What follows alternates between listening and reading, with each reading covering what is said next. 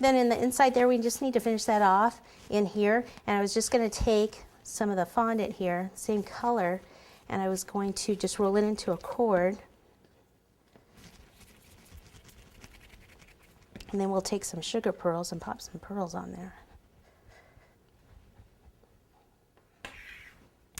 It's sliding on my surface a little bit, so if I take some shortening and just kind of rub it on the surface, that should help it roll out a little bit more. And what I can also do is take my fondant paddle, like so, and just roll like this, and then you'll get a more of an even cord.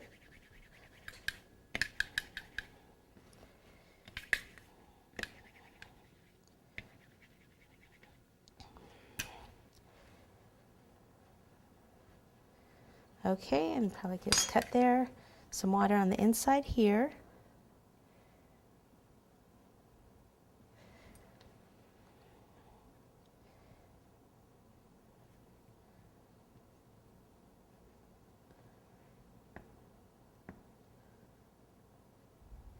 Then in here, I'll push that in with this because my fingers can't get in there.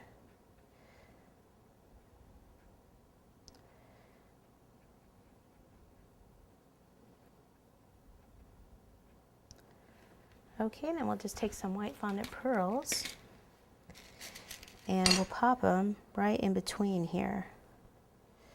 So you can either put some white royal icing in there or just put a little bit of water there.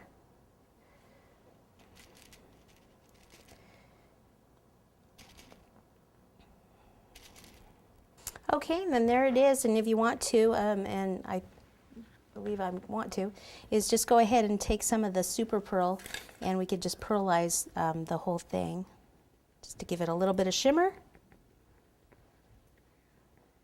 And that will complete our set of Valentine's cookies.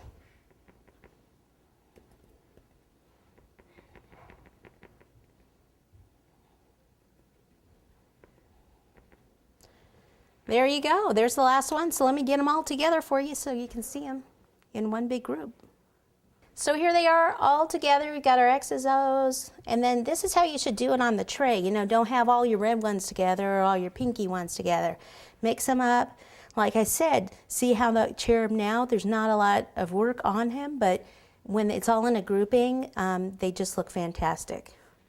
Happy Valentine's Day and have fun making your cookies.